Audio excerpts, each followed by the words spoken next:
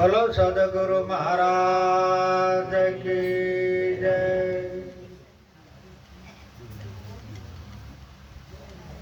ધન્યવાદ છે એવા આજના પાવન પવિત્ર પ્રસંગ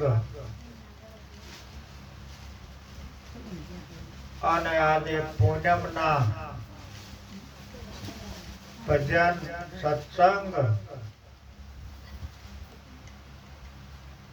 પોસારામ મહારાજના આંગણે રાખવામાં આવ્યા છે। એમાં ભાવિક ભક્તો અને પરમ વિવેકી બહેનો અને ભાઈઓ અને મારા જય ગુરુ મહારાજ।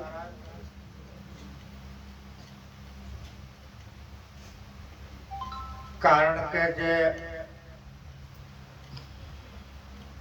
મહાન પુરુષો જ્યાં પૂનમ શા માટે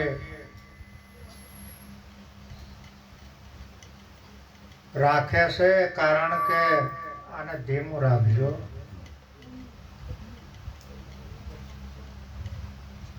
કારણ કે આ જીવનના કલ્યાણ માટે અને જીવનના હિત માટે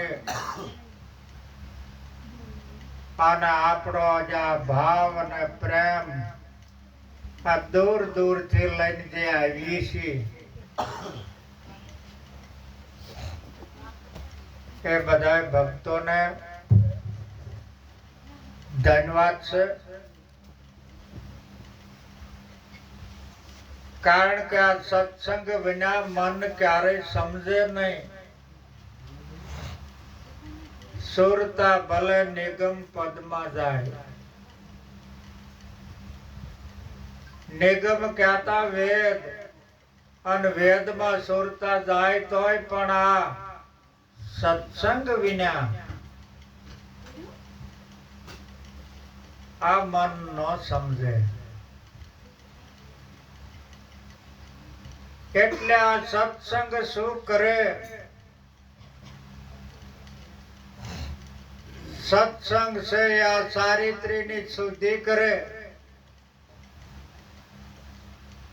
અને મનની મલિનતા કાઢે।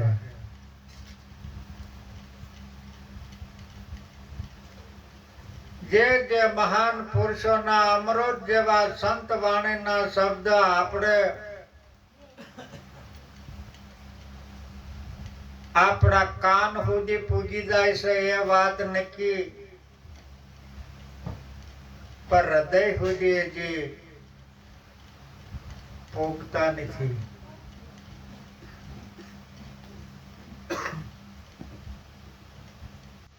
જ્યારે સંતના શબ્દ જ્યારે હૃદય સુધી પૂગી જાય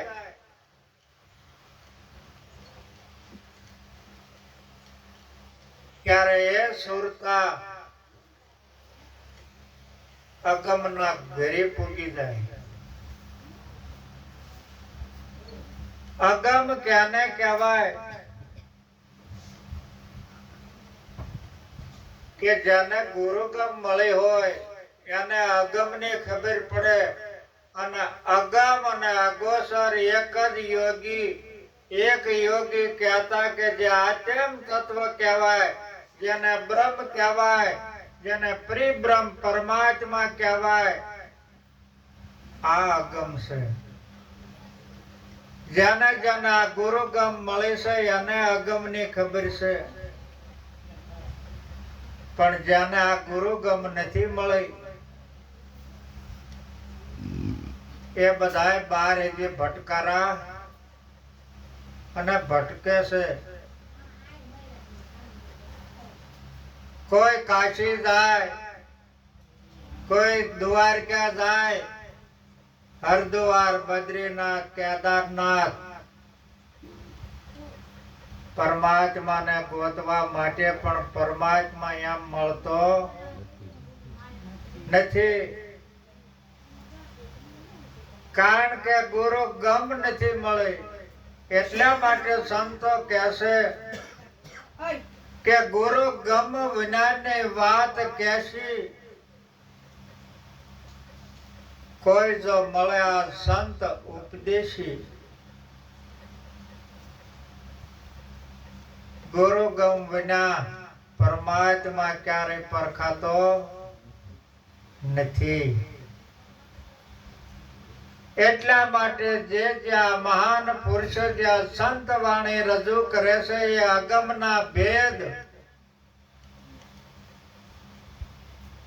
જેને ખુલી ગયા છે,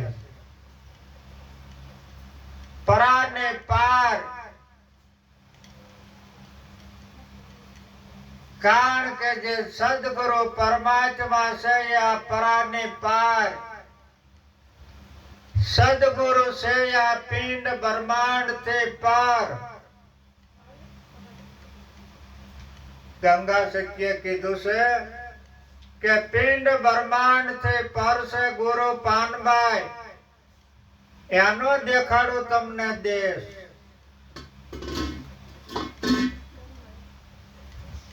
કારણ કે આપણે એ દેશના વાસી છીએ. આપણે સતલોકના વાસી.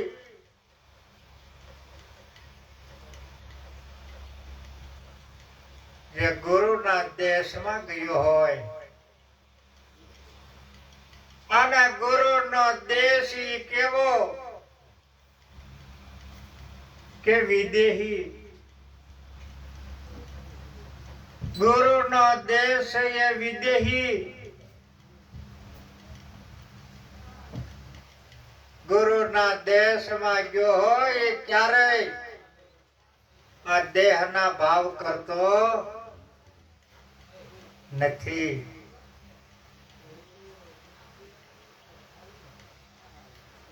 અને એ ક્યારેય પણ આ પિંડના વખાણ નથી કરતો. અને આ પિંડના એ ગુણ ક્યારેય નથી ગાતો. એ તો ગુણ ગાય છે ગુરુના.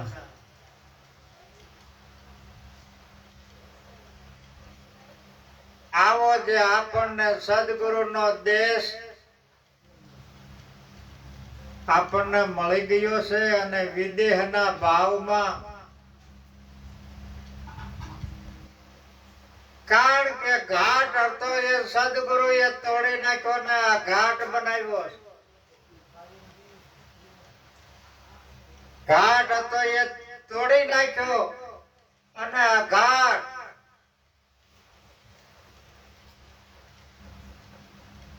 સદગુરુ નામ ને રૂપ ને ગુણ થી ન્યારો કર્યો અને 52 બારો. જ્યારે જ્યારે સદગુરુ આપણને આ સદગુરુ ની રમત છે એ બધી 52 ને 12.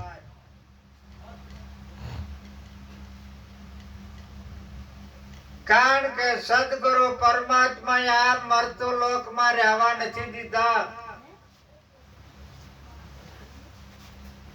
સદગુરુ પરમાત્મા લઈ ગયા છે આ સતલોકમાં.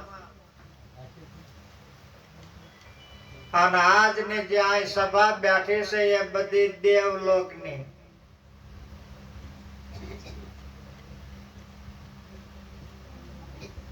કદાપી દેવની સભામાં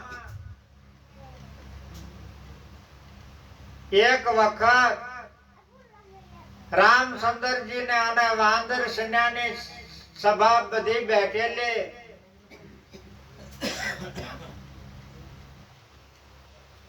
એટલે રામે કીધું કે લક્ષ્મણ આપણે સભામાં કોઈ બીજો નથી આવ્યો ને.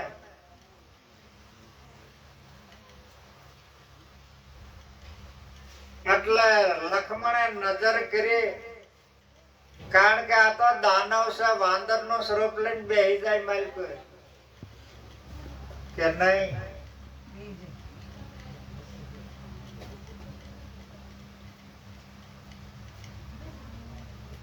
એટલે લક્ષ્મણે કીધું કે જે જે આમાં રામ ના ભક્ત હોય એ કરો સાથ. પણ દાનવ હોય એ ન કરે.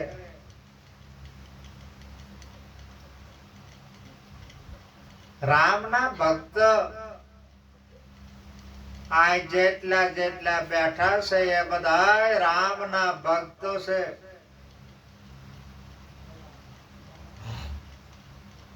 અને રામ એ સદગુરુ પરમાત્મા છે.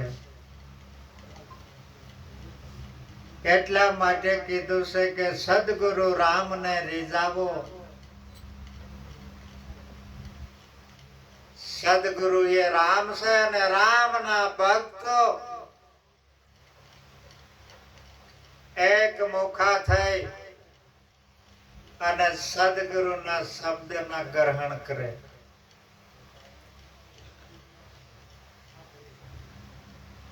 એક મુખા ક્યાને કહેવાય કે જેને ગુરુ મુખ મળ્યું હોય.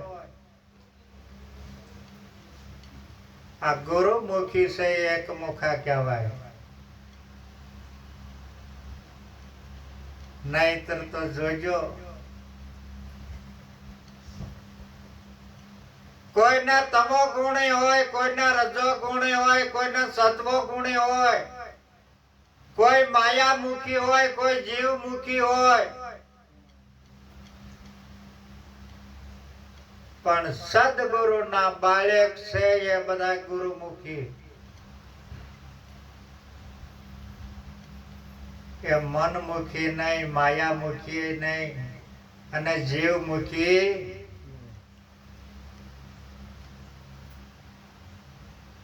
જેને જેને આ મુખ જે ધારણ કર્યું છે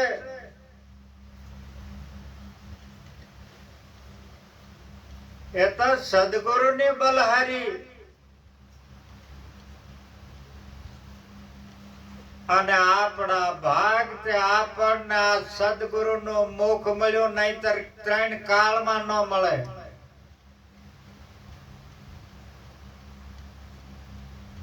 અને જે સદગુરુનું મુખ મળ્યું છે ના ક્યારેય કાળ વ્યાપતો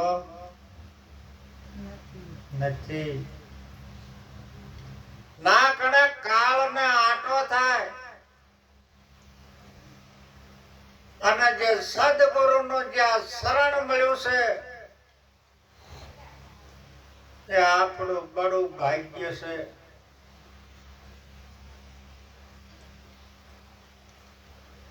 કે જેને સદગુરુનું શરણ મળ્યું છે. અને દરેક મહાન પુરુષો સંતોની સંત વાણીઓના અનુભવ કરી લેજો.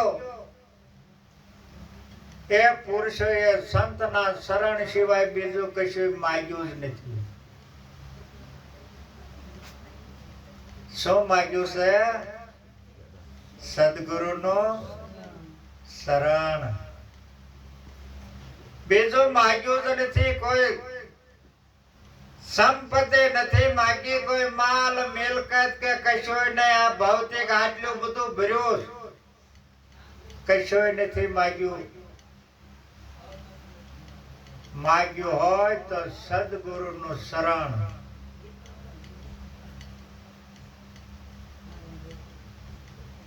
અને જેને જેને આ શરણ જે સ્વીકારી લીધું છે, સ્વીકારી લેતું એટલું જ નહીં, પણ આ શરણને જેને શિર પર ધારણ કર્યું હોય,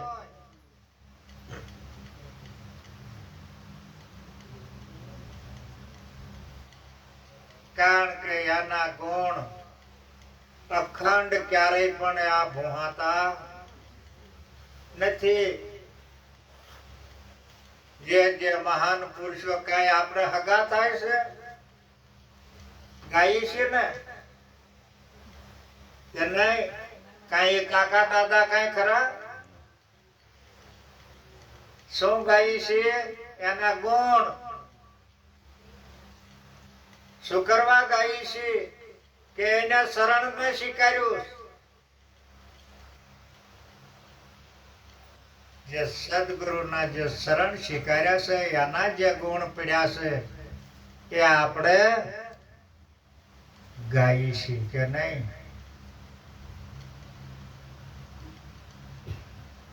ક્યાં આપણે સંત કબીર ને, રોહિદાસ ને, મૂળદાસ ને કોને જોયા છે? પણ આજે જો એના મુખમાંથી વાણી નીકળેલી જો અહીં રજૂ કરીએ તો તમને એમ થાય કે સંત કબીર હાજરો હાજર છે. આ શબ્દો એના હાજર છે, અમર છે અને અવિનાશી છે.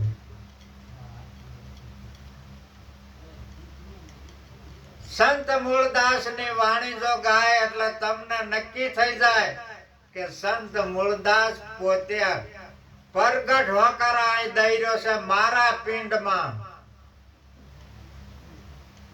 આવું તમને નક્કી થઈ જાય કે આજે જે આમાં બોલી રહ્યો છે કે સંત મૂળદાસ પોતે બોલે.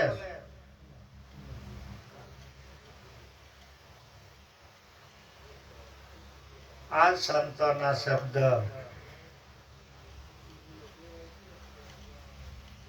યુગ ના યુગ વયા જાય પણ સંતનો શબ્દ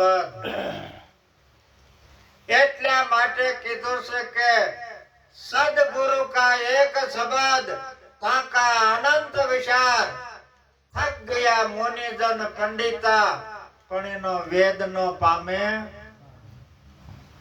પાર. આ સદગુરુ નો શબ્દ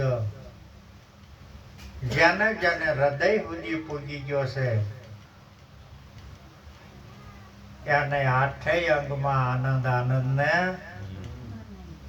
આનંદ. પણ પુગાડી દેવો જોઈએ અને શબ્દ પૂજી જાય છે એ વાત 100% છે. કદાપી જો કોઈએ તમને જો કટાક્ષ શબ્દ કીધો હોય કે શબ્દ તમારા હૃદય સુધી પૂજી જાય અને ગમે ત્યારે હામો મળે ત્યારે એમ થાય કે મને આને આવું કીધું કે નહીં.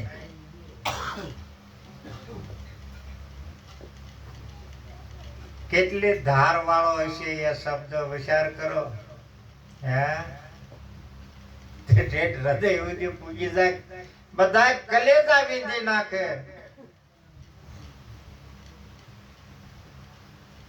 તો સદગુરુ ની કટારી ઈથી કેટલીક ધાર વાળી છે કરો જે વિચાર આ લાગી જ ન હોય અને કદાચ કટારી નો ઘા કર્યો હોય તો પડખો ફરી ગયો હોય પણ જેને હામી સાચી રાખીને જો ઉભો હોય ને તો એના કલેજે પૂજી જાય ને પૂજી જાય. એટલે સંતોએ કીધું છે, ગંગા સતીએ કીધું છે કે છોટા છોટા બાણ મારોમાં બાઈજી મારાથી સહન નથી થાતો. આ કલેજા મારા વીંધી નાખ્યા સાતી મારી ફાટ ફાટ. આ કલેજા જો સદગુરુ ના જો સોધારી વાગી જાય તો આ કલેજા અવશ્ય વીંધી નાખે. પણ આપણે જો પડખું ફરી જઈએ ને તો પડખા વગા જાય કે ન જાય. એટલે સદગુરુ ના શબ્દ હંમેશની માટે આ હૃદય ધરજો. કારણ કે જીવન ભગત ના પડખા વગા જાતા અને ઘોઘાવદર ના પાદર માં સંઘ આવ્યો અને આને જાત્રા કરવાનો ભાવ થઈ ગયો. જીવન ભગત ને આ ભીમ ભેટ્યા પછી ની વાત.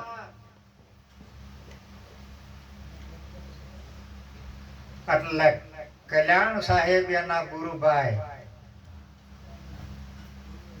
ના કણે ગયો. હે કલ્યાણ ભગત કે એવો સંઘ આવ્યો છે ને જયા જેવો અને તૈયાર થાવ હાલો જઈએ. પણ કલ્યાણ ભગત ને તો રોવાડે રોવાડા ઉભા થઈ ગયા કે ઓહો. સૌ કલ્યાણ ભગત કહેશે કે સદગુરુના શબ્દને હૃદય ધરી ન થઈ વાંદણીયું જેવા હો વાતો સાંભળે તોય નર એવા ને એવા આવા ઘા કર્યા. સદગુરુના શબ્દોને કે હૃદય ધરી ન થઈ વાંદણીયું જેવા હો વાતો તારી આગળ મેં કરી પણ તોય નર એવો ને એવો.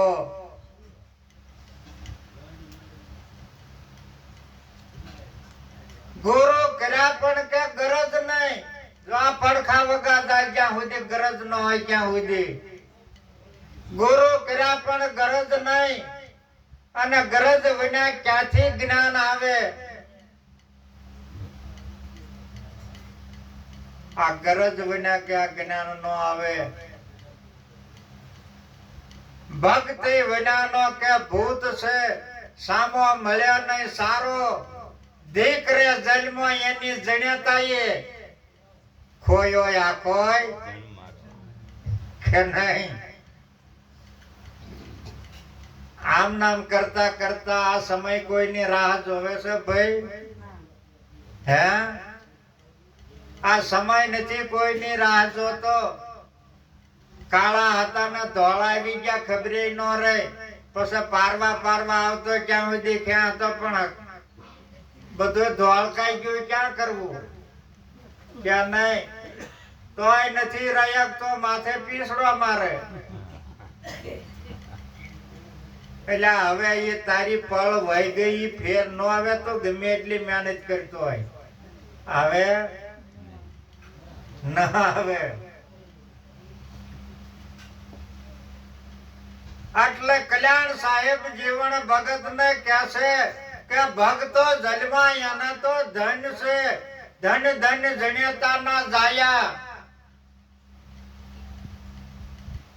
જ્યાંના વૈકુંઠમાં હાલે સબોધ લોકમાં એની સાયા અને વૈકુંઠમાં હાલે એના વધામણા.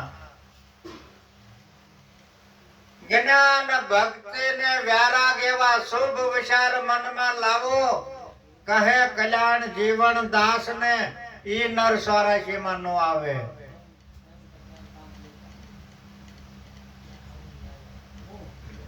એટલે આ સદગુરુના શબ્દ મારા કહેવાનો હેતુ એ છે કે આ કલેજા સુધી પૂગી જાય છે એ વાત નક્કી છે.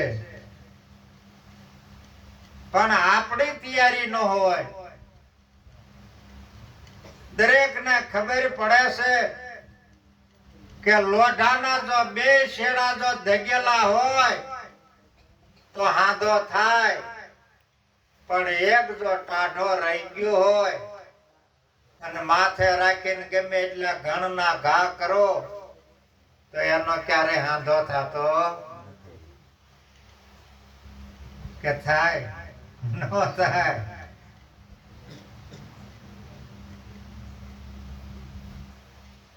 એટલે ઘણા ઠેકાણે તમે નો રેસ ચડાવતા મહારાજ. કારણ કે ઘણા ઠેકાણે ગુરુ ટાઢો હોય ભાઈ તોય નો હાંધો થાય. ઘણા ઠેકાણે એનો સાધક ટાઢો હોય તોય નો હાંધો થાય કે નહીં? પણ જો 2 શેડા ધગેલા હોય ને તો હાંધો થાય ને થાય.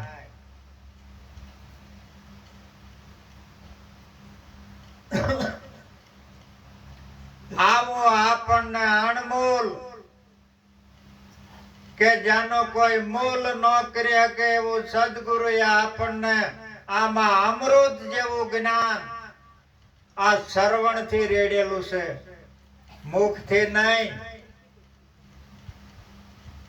આ જે અમૃત જેવું જ્ઞાન, અમૃત ક્યાંને કહેવાય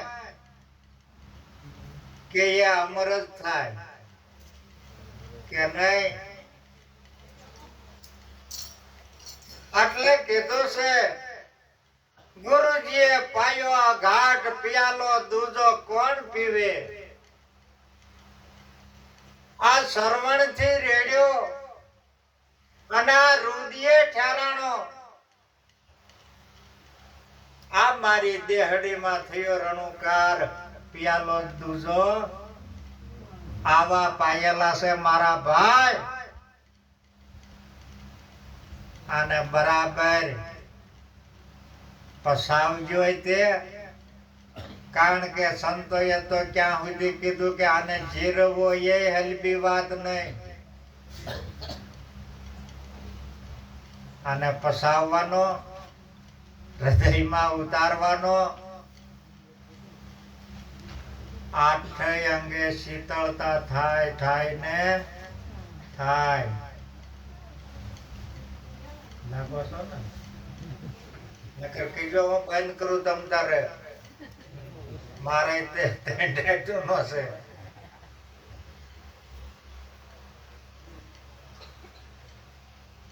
એટલા માટે આપણે વિચાર કરી લેવાનો જેની માથેથી આ જન્મ અને મરણનો જોખો મટાડ્યો હોય જેની માથેથી 84 નો ભાર ઉતાર્યો હોય અને હાલ કર્મથી જો છોડાવ્યો હોય આવો નિર્દોષ કરી દીધો હોય કોઈ દી આવવાનું નહીં કોઈ દી જવાનું જેમ નો જેમ છે એમ રહેવા વાળો આ અખંડ અવિનાશી તમારામાં હતો પણ છતાં એ હાથ આવતો નહીં શેનેથી આવે ગુરુગમથી શું આપણે મુદ્દો હતો ગુરુગમનો કે નહીં આપણે ગુરુગમ હાથમાં આવી છે એટલે આપણે પરમાત્માના દર્શન સાક્ષાત્કાર રીતે કરીએ છીએ નકર ઊંધા માથે લટકે નહીં અને પણ હજી સુધી નથી થયા ઊંધા માથે જે લટકી રહ્યા છે એને હજી સુધી થયા નથી કારણ કે ઊંધા માથે જે લટકે છે એને એક ધૂણો આ હેઠે ધગધગતો હોય અને બીજો ધૂણો એને આય હોય બે ધૂણા ધગધગતા હોય એને પરમાત્મા ક્યારેય ન મળે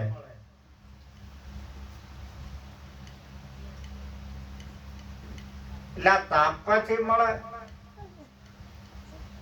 અને કદાચ ટાઢા પાણી નાયેથી મળે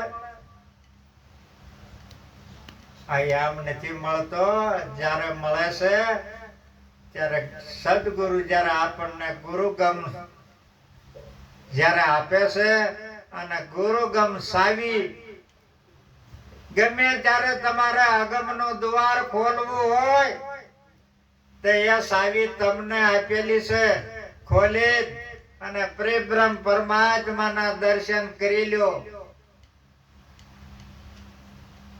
એટલા માટે સંતોએ કીધું છે કે ગુરુગમ કેરી સાવી કરી લે ઘટે આ મોહકા તાળા કારણ કે આ ગુરુગમ સાવી આપણા હાથમાં છે પરમાત્માના દર્શન ગમે ત્યારે થાય અને કરી લેવાના અને સગુણ સ્વરૂપે થાય અને નિર્ગુણ સ્વરૂપે થાય કારણ કે જે તમારું જે આ પિંડ છે એ સદગુરુએ એના સ્વરૂપે બનાવેલું છે ગમે ત્યારે તમે દર્શન કરી લો અને કદાપી જો આ બોલનારા ના કરવા હોય તો એ પ્રગટ હોકારા દે અને એના સાક્ષાત્કાર કરી લેવા કે જે આ બોલી રહ્યો છે મારા પિંડમાં એ પરિબ્રહ્મ પરમાત્મા પોતે હવે એકાદી વાણી રજૂ કરીને પછી પાછા આપણે બીજા સંતોને આપીએ